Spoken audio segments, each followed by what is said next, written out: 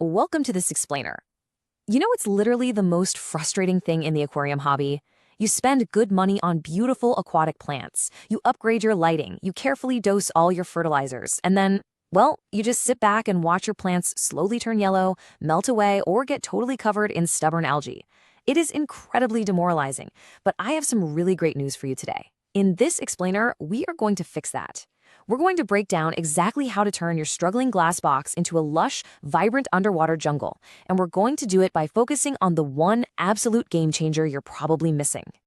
So why are your aquarium plants dying? Well, most of us immediately blame the light, right? We think, if I just buy a brighter, way more expensive LED fixture, my plants will finally take off.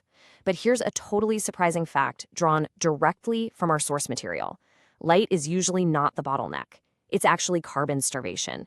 See, aquatic plants photosynthesize just like terrestrial plants, and to do that, they desperately need carbon dioxide. When they don't have enough of it, they literally can't use all the light and nutrients you're throwing at them. They just stall out. And when your plants stall out, algae, which is way more efficient at surviving in low-carbon environments, just takes over the whole tank. To understand why this happens, think about a natural river for a second. In a natural river or lake, carbon dioxide is continuously entering the water from the atmosphere, from decomposing stuff, and from the biological respiration of the entire ecosystem. It's a constant flowing supply. But your home aquarium? It's a sealed glass box, so that supply is severely limited. A tank without CO2 injection typically only holds about 2 to 5 parts per million of dissolved CO2, which is really just the baseline atmospheric equilibrium. So the moment your plants actually start growing, they rapidly deplete whatever tiny amount of carbon is in that water. And then, boom, they starve. There's this great quote right from our source guide that just hits the nail on the head. A planted aquarium without CO2 supplementation is like a garden without sunlight. I absolutely love this analogy because it is so incredibly true. I mean, sure, plants might technically survive in the shadows, but they're rarely going to thrive. You aren't going to get those vivid popping reds or that super fast lush growth or that pristine algae-free environment. Closing this carbon gap isn't just some fancy luxury upgrade for elite aquascapers. For medium to highlight setups, it is literally an absolute requirement for plant health. Okay, so how do we actually get carbon into the tank?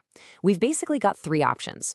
First up is DIY CO2, which is usually this messy mix of yeast and sugar. Now, it's incredibly cheap to start. We're talking like $5 to $15, but the consistency is just poor. Production spikes and crashes all the time, making stable dosing practically impossible, and you can't automate it unless you want to stay up all night. Next is liquid carbon. Things like Seachum Flourish Excel. It's super beginner-friendly, and it is great for algae control in low-tech tanks. But let's be totally clear, it is not true CO2 gas, and it won't give you explosive growth. Finally, we have pressurized CO2. Yes, it has a higher upfront cost, but the consistency is flawless, the long-term running costs are super low, and you can fully automate it. It is, hands down, the undisputed gold standard.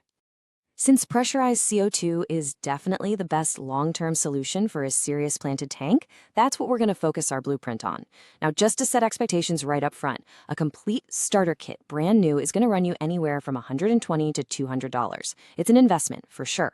But understanding each individual piece of this system is exactly how you end up saving money in the long run. It prevents costly mistakes, empty cylinders, and seriously stressed fish down the road. We just need to get the right gear, set up the right way. So let's run through your tactical gear checklist. You're going to need a CO2 cylinder. A 5-pound tank is actually perfect for setups up to 55 gallons. You'll pair that with a regulator and an integrated solenoid valve to control the flow. To track that flow, you grab a bubble counter along with a ceramic diffuser to create this really fine mist in the tank and a drop checker to monitor your levels. Oh, and here is a massive pro tip straight from the guide. You absolutely must use dedicated CO2-resistant silicone or LDPE tubing. Don't use standard airline tubing. It'll degrade, get brittle, and crack when exposed to CO2, causing these super slow leaks that will literally empty your cylinder in a matter of weeks. Now, when you're choosing that regulator, there is one critical feature you absolutely cannot ignore. You must get a dual-stage regulator. Why? Because the cheaper single-stage regulators carry this massive fatal risk called an end-of-tank dump. When your cylinder is almost completely empty, a single-stage regulator can suddenly lose control of the pressure, surging this massive fatal amount of gas into your tank that crashes the pH and kills your fish in hours. Spending just $40 to $60 more on a dual-stage regulator pretty much eliminates this risk entirely. It's literally the best insurance policy you can buy. All right, so how do we actually put this whole shebang together? Step 1, attach the regulator to your cylinder, give it a nice firm quarter turn with a wrench, and open the valve. Then, and this is absolutely crucial, do a soapy water leak test on all your connections. Seriously, do not skip this unless you like wasting expensive gas into thin air. Step 2, use the adjustment knob to set your working pressure safely between 30 and 40 psi. Never exceed 45 psi, or you might blow your connections. Finally, step 3, run your tubing and place that ceramic diffuser nice and low in the tank, ideally in a high flow area so those tiny bubbles get pushed all around the water column. Next up is the fun part, setting your bubble rate. You're going to use your regulator's fine needle valve to adjust exactly how fast that gas is flowing. As a really concrete starting point, aim for 1 bubble per second for smaller tanks under 30 gallons. If you've got a larger setup, say between 30 and 55 gallons, start at 2 bubbles per second. Keep in mind this is purely a starting baseline, just so we don't shock the system on day 1. You're going to be fine-tuning this over the next few days, but 1 to 2 bubbles is the perfect safe spot to begin. You definitely want to automate this entire system, and you do that by relying on your solenoid and a simple digital timer. Remember, your plants only use CO2 when the lights are actually on, so you want to set your timer to turn the solenoid on exactly 1 hour before your lights turn on. This pre-charges the water, meaning the CO2 is ready to go the exact second photosynthesis kicks in. Then you set the solenoid to turn off 1 hour before the lights go out. There is going to be plenty of residual CO2 left in the water to get the plants through that last hour, and shutting it off early safely prevents any dangerous gas buildup overnight. Okay, if you take away just one number from this explainer today, make it this: 20 to 30. Your ultimate target dosage is to achieve a stable 20 to 30 parts per million of dissolved CO2 in your aquarium water.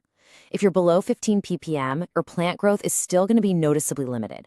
But if you push it above 35 or 40 ppm, your fish are going to start showing some really serious signs of stress.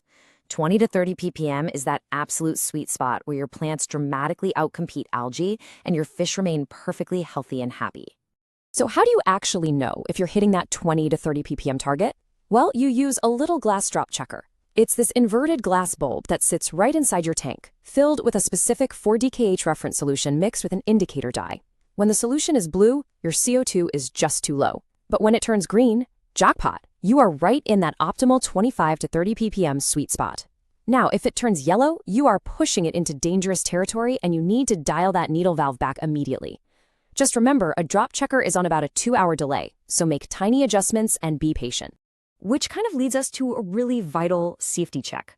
Are you accidentally suffocating your fish? See, CO2 and oxygen essentially compete in the water column. Adding CO2 safely forms a mild carbonic acid, which lowers your pH. That's totally normal, and softwater fish actually love it.